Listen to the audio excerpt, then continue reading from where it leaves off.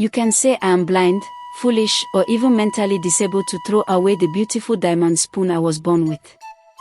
But sadly, it was my reality. My name is Eagle, and I was once a princess, heir to the most powerful kingdom in the land of Umajim. I had everything, wealth beyond measure, servants to cater to my every whim, and the admiration of countless suitors. Yet, something was missing. A void gnawed at my soul, a yearning for something more than the hollow pleasures of royalty. I craved genuine connection, a love that transcended titles and expectations. So, I fled. I disguised myself as a commoner, shedding the weight of my royal identity. I yearned for a simple life, a life where love blossomed naturally, unburdened by the constraints of my station. I journeyed deep into the heart of Okpolo land, drawn by whispers of a hidden village, a place where people lived their normal lives like ordinary people.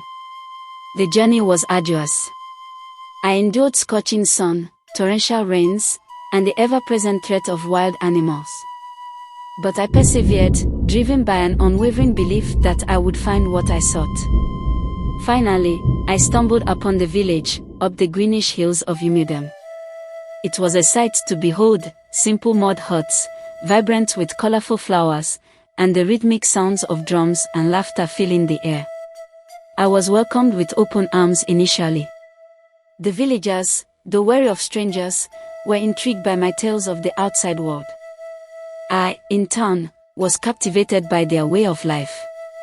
They lived in harmony with nature, their lives deeply intertwined with the rhythms of the seasons.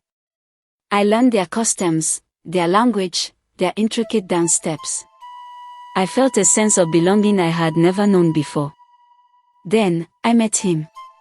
Chaik, a young man with eyes that held the wisdom of ancient forests and a smile that could melt the coldest heart. He was unlike any man I had ever encountered. He saw beyond the facade. Saw the yearning beneath the surface of the princess I once was.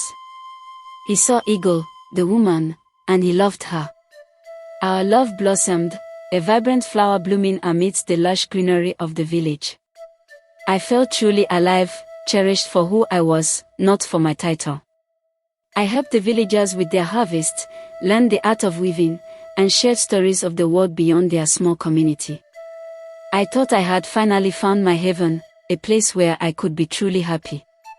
But happiness, it seemed, was a fleeting butterfly, always just out of reach.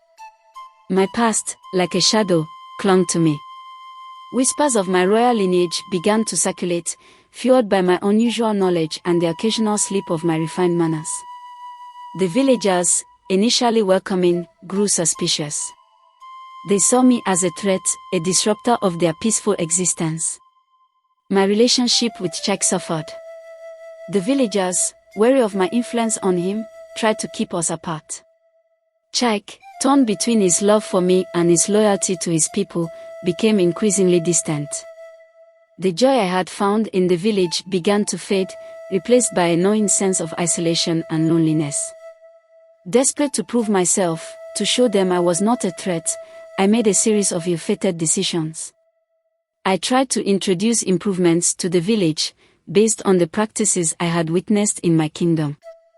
I suggested new farming techniques, more efficient methods of building, and even a rudimentary system of governance. My intentions were good, but the villagers resisted. They clung to their traditions, fearing that my modern ideas would disrupt the delicate balance of their lives. They saw me as an outsider, trying to impose my will upon them. My attempts to help only served to alienate them further. Chaik, witnessing my struggles, tried to guide me, to help me understand the importance of respecting their customs. But I, blinded by my own idealism, refused to listen. I argued, I insisted, I tried to force my will upon them. The rift between us widened, fueled by my stubbornness and their growing resentment. Then came the drought. The rains failed to arrive, and the crops withered and died. The villagers, facing starvation, turned to me. They blamed me, accusing me of bringing misfortune upon them. They saw my presence as a curse, a punishment for their acceptance of an outsider.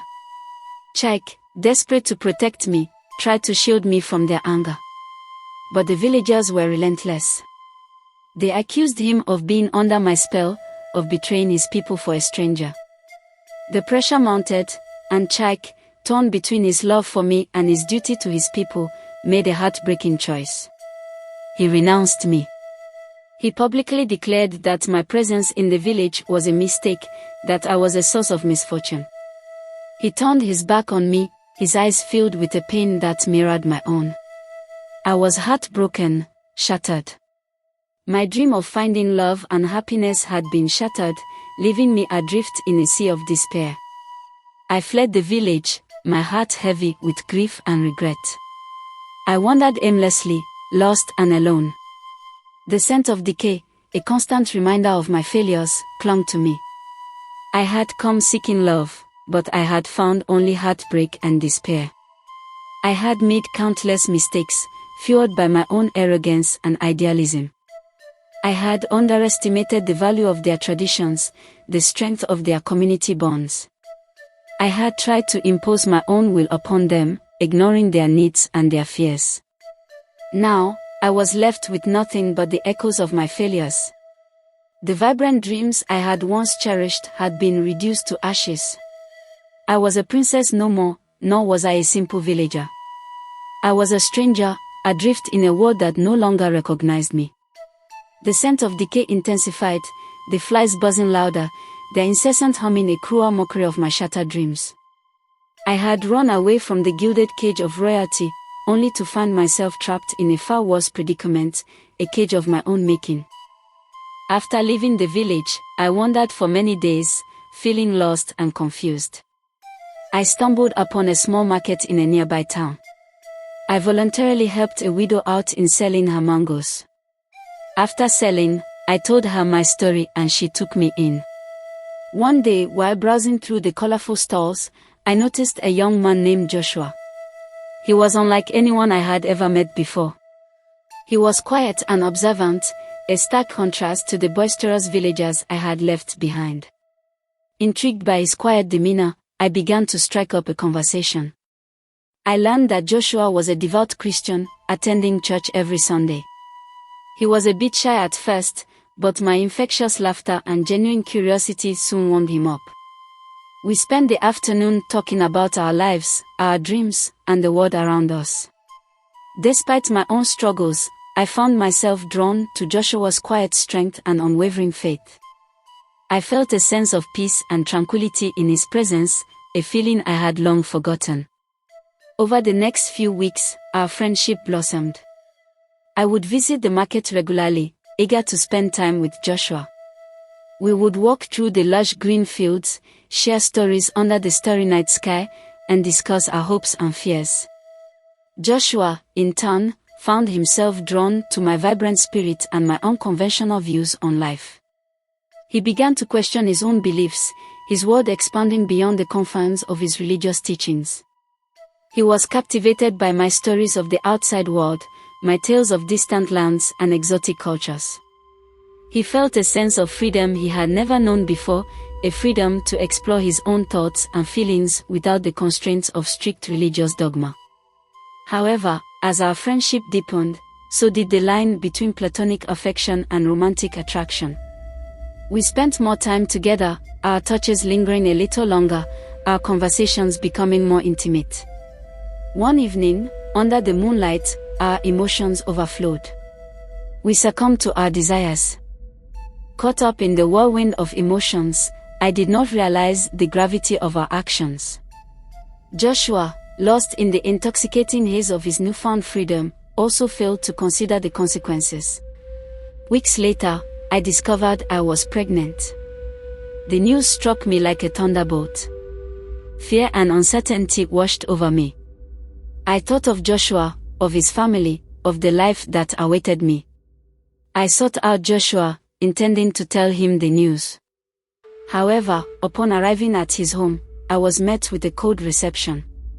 His father, a stern and uncompromising man, was furious. He accused me of corrupting his son, of leading him astray from his faith. Joshua, torn between his love for me and his duty to his family, remained silent. He was ashamed of his actions, ashamed of the disappointment he had caused his father. He felt lost and confused, his world crumbling around him. Heartbroken and alone, I was left to face the consequences of my actions. I carried the weight of my pregnancy, the whispers of the villagers, and the crushing weight of my own regret. The weight of my situation pressed down on me with an almost unbearable heaviness. I was alone, adrift in a sea of despair, the whispers of his father's words echoing in my ears. I spent the next few weeks wandering aimlessly, the river becoming a source of both solace and despair. I would sit for hours, watching the water flow, lost in a haze of grief and confusion. The news of my pregnancy spread through the village like wildfire. Whispers followed me wherever I went. I became an outcast, shunned by the villagers who had once welcomed me with open arms. Their eyes, filled with pity and disdain, burned into me. I felt utterly alone, abandoned by the man who had fathered my child, ostracized by the community I had once hoped to belong to. The weight of my pregnancy, both physical and emotional, grew heavier with each passing day. One day, while wandering through the forest, I stumbled upon a small clearing. In the center stood a solitary hut, smoke curling lazily from its chimney. An elderly woman, her face etched with the wisdom of years, sat outside, tending to a small garden. I approached her cautiously, hesitant to intrude. The woman, sensing my distress, welcomed me with a gentle smile. She offered me some of the ripe mangoes she had just picked and listened patiently as I poured out my heart. She did not judge me, did not condemn me. Instead, she listened with compassion, her eyes filled with understanding. The path of life, she said, her voice soft and soothing, is rarely straightforward. We all make mistakes, my child. But it is how we learn from those mistakes that defines us. The elderly woman, whose name was Amoka, became my refuge. She offered me shelter, food, and the comfort of her unwavering support. She helped me understand the importance of self-care, of nurturing both my body and my spirit. Amoka taught me about the healing power of nature, the importance of connecting with the earth. We spent hours in the forest, gathering herbs, learning about their medicinal properties. Amoka taught me how to prepare herbal remedies to ease the discomfort of pregnancy, how to nourish my body and prepare for the arrival of my child. Slowly, I began to heal. The weight of despair began to lift, replaced by a fragile sense of hope. I learned to accept my situation, to embrace the changes within me. I began to see the pregnancy not as a curse, but as a miracle, a new life blossoming within me. I still thought of Joshua occasionally, of the life we might have had, of the love that had blossomed and then tragically withered. But I also learned to forgive myself for my mistakes, to forgive Joshua for his silence, to forgive the villagers for their judgment. Amoka, with her wisdom and unwavering support, helped me rediscover my strength, my resilience. She taught me that even in the darkest of times, there is always hope, always the possibility of finding joy and meaning. And so, I prepared for motherhood, not with fear and trepidation, but with a newfound sense of purpose. I knew I would face challenges, that the path ahead would not be easy. But I also knew that I would not face it alone. I had Amoka, and I had the strength within me to overcome any obstacle. Few weeks later, I gave birth to my child with the help of Amoka, a baby boy. My joy became full.